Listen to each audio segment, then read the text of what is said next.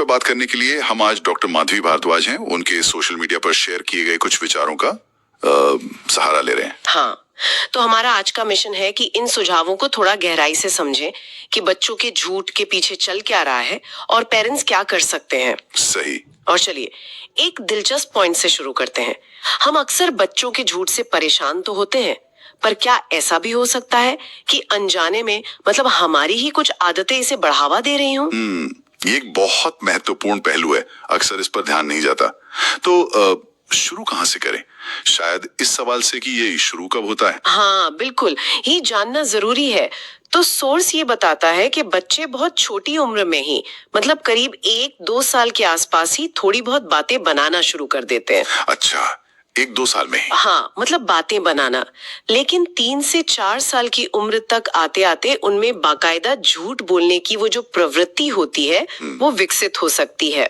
और यहाँ ये समझना जरूरी है कि ये किसी एक वजह से नहीं होता। हाँ। इसके पीछे कई क्या कहते हैं परतें हो सकती हैं। अच्छा। हाँ, डॉक्टर भारद्वाज के विश्लेषण के हिसाब से देखें तो मुख्य तौर पर 3 कारण सामने आते हैं। 3 मुख्य कारण? अच्छा बताइए, पहला क्या है? पहला और शायद सबसे आम वो है सजा का डर। बच्चे को लगता है कि अगर उसने सच बोला, खासकर अगर कोई गलती हुई है, तो डांट पड़ेगी। हाँ, सजा मिलेगी या शायद पेरेंट्स निराश होंगे, है ना? बिल्कुल। तो उस नेगेटिव नतीजे से बचने के लिए वो झूठ बोल देता है। एक तरह का वो डिफेंस मैकेनिज्म बन जाता है। ये तो काफी लॉजिकल लगता है। भाई कोई भी डांट या सजा से बचना चाहेगा, बच्चे तो खासकर। पर कभी कभी ऐसा नहीं लगता कि झूठ बहुत छोटी सी बात पर बोला गया जिस पर शायद उतनी डांट पड़ती भी नहीं? सही कहा, बिल्कुल। कभी कभी ये डर असल सजा से ज्यादा बच्चे के मन में बड़ा होता है। हो सकता है पहले कभी डांट पड़ी हो या घर का माहौल ही ऐसा हो कि गलतियों पर रिएक्शन थोड़ा तेज होता हो। तो बच्चा फिर वो रिस्क नहीं लेना चाहता। अब आते हैं दूसरे कारण पर। ओके, दूसरा कारण क्या है? दूसरा कारण है ध्यान खींचने की कोशिश, अटेंशन सीकिंग। कभी कभी बच्चे कुछ ऐसा कह देते हैं जो सच नहीं होता, सिर्फ इसलिए ताकि बड़ों का ध्यान उनकी तरफ आए। अच्छा। हाँ, अब वो ध्यान चाहे पॉजिटिव हो या नेगेटिव, उन्हें अटेंशन तो मिल ही जाता है। हो सकता है वो खुद को इम्पोर्टेंट फील कराना चाहते हो या बस बातचीत के सेंटर में आना चाहते हो। मतलब कहानी गढ़ ली या बात को थोड़ा बढ़ा चढ़ा दिया ताकि सब सुने। ये भी एक इंटरेस्टिंग साइकोलॉजी है। और तीसरा, आपने इशारा किया था कि ये शायद सबसे चौंकाने वाला हो सकता है। हाँ, तीसरा कारण है माता पिता या घर के बड़ों की नकल करना, इमिटेशन। ये पॉइंट थोड़ा मतलब असहज कर सकता है, पर ये बहुत पावरफुल है। नकल? हाँ, बच्चे स्पंज की तरह होते हैं। वो अपने आसपास से सीखते हैं, खासकर अपने सबसे करीबी लोगों से यानी पेरेंट्स से। वो हमें रोल मॉडल की तरह देखते हैं और हमारे बिहेवियर को बहुत ध्यान से कॉपी करते हैं। डर और अटेंशन वाली बात तो फिर भी ठीक है, लेकिन नकल मतलब क्या पेरेंट्स जानबूझकर झूठ बोलना सिखा रहे हैं? इसका कोई उदाहरण है सोर्स में? जानबूझकर शायद नहीं, लेकिन अनजाने में जरूर। सोर्स में एक बहुत ही मतलब सटीक उदाहरण दिया गया है। सोचिए, घर पर कोई मेहमान आने वाला है या कोई फोन कॉल आया जिसे पेरेंट टालना चाहता है। हाँ, और वो बच्चे के सामने ही फोन पर कह देते हैं, अरे मैं तो अभी बाहर हूँ, या हाँ बस पहुंचने ही वाला हूँ, जबकि वो शायद घर पर ही आराम से बैठे हैं। ओह, जिसे हम व्हाइट लाई या सोशल लाई कह देते हैं। छोटी मोटी बात है ना? बिल्कुल। हमारे लिए वो शायद सिचुएशन हैंडल करने का तरीका है, एक छोटा झूठ। पर बच्चा वो ये बारीकियां नहीं समझता। वो बस ये देखता है कि अच्छा, सच को अपनी सुविधा के हिसाब से बदला जा सकता है।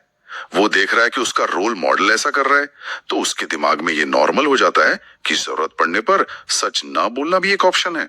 ये तो वाकई सोचने वाली बात है। यहाँ सबसे गहरी बात यह है कि हम चाहे कितनी भी ईमानदारी की बातें करें, हमारा एक्शन ज्यादा असर डालता है। मतलब हमारी छोटी छोटी जो हमें हार्मलेस लगती हैं बातें, वो भी बच्चे के लिए एक लेसन बन जाती हैं। हम अनजाने में ही उन्हें वो सिखा रहे होते हैं जिससे हम उन्हें बचाना चाहते हैं। एकदम सही। बच्चे ना एब्स्ट्रैक्ट प्रिंसिपल से ज्यादा कॉन्क्रीट उदाहरणों से सीखते हैं। वो देखते हैं कि क्या काम करता है। अगर उन्हें लगता है कि झूठ बोलने से मुश्किल टल जाती है और बड़े भी ऐसा करते हैं, तो वो उसे अपनाने में देर नहीं लगाते। ये दिखाता है कि सामाजिक व्यवहार सीखना कितना जटिल है और पेरेंटिंग कितनी अहम है इसमें। बिल्कुल। तो ये तो हुई वजह कि बच्चे झूठ क्यों बोल सकते हैं, डर, अटेंशन या नकल। अब सबसे जरूरी सवाल, अगर पता चलता है कि बच्चा झूठ बोल रहा है तो पेरेंट्स को क्या करना चाहिए? यहाँ सोर्स एक थोड़ी अलग सलाह देता है ना, जो शायद हमारी पहली रिएक्शन के उलट हो। हाँ, और ये सलाह बहुत महत्वपूर्ण है। सोर्स का सुझाव है बच्चे के झूठ पर तुरंत, मतलब एकदम से गुस्से में रिएक्ट करना बंद करें, तुरंत रिएक्ट ना करें। ये सुनने में थोड़ा अजीब है। आमतौर पे तो लगता है कि झूठ को फौरन पकड़ना, टोकना जरूरी है, वरना आदत बन जाएगी। और गुस्सा आना भी तो नेचुरल है, खासकर अगर बार बार हो रहा हो। हाँ, गुस्सा या निराशा महसूस होना बिल्कुल नेचुरल है, उसे नकारा नहीं जा सकता। लेकिन सोर्स का तर्क यह है कि जब हम तुरंत और बहुत तीखी प्रतिक्रिया देते हैं, चिल्लाते हैं, डांटते हैं या सजा देते हैं, तो बच्चा अक्सर या तो और ज्यादा डिफेंसिव हो जाता है या डर जाता है। हाँ, इससे वो सच बोलना तो नहीं सीखता। हाँ, अगली बार शायद और सफाई से झूठ बोलना सीख ले ताकि पकड़ा ना जाए, या फिर हो सकता है वो बात करना ही बंद कर दे।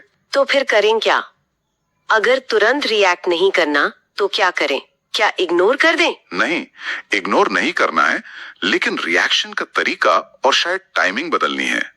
सोर्स कहता है कि शांति से बात करें। शांति से बात करें? हाँ, इसका मतलब है उस पल के गुस्से को थोड़ा कंट्रोल करके बाद में जब आप और बच्चा दोनों शांत हो तब इस बारे में बात करें। ओके, शांति से बात करने का मतलब क्या है? कैसे करें कि बच्चा सुने भी और समझे भी? मतलब आरोप लगाने या लेक्चर देने के बजाय अपनी फीलिंग्स बताएं।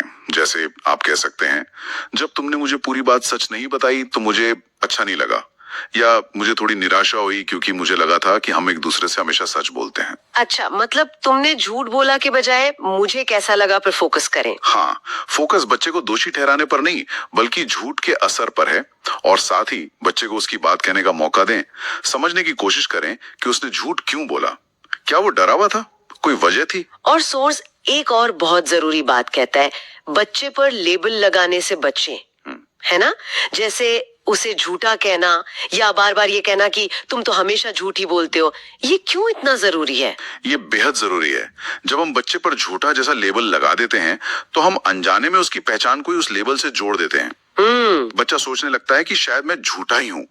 ये उसकी सेल्फ इमेज को नेगेटिवली इंपैक्ट कर सकता है और भविष्य में उसके बिहेवियर को सुधारने के बजाय और बिगाड़ सकता है। वो या तो उस लेबल को अपना लेगा या फिर आपसे पूरी तरह कट जाएगा। ठीक है, लेबल नहीं लगाना है, पर अगर बच्चा झूठ बोल रहा है तो उसे बताना तो पड़ेगा ना कि ये गलत है। बिना झूठा कहे ये कैसे करे? सोर्स कुछ बताता है इस बारे में? हाँ, बिल्कुल। सोर्स एक बहुत ही, क्या कहूँ, रचनात्मक और पॉजिटिव तरीका सुझाता है।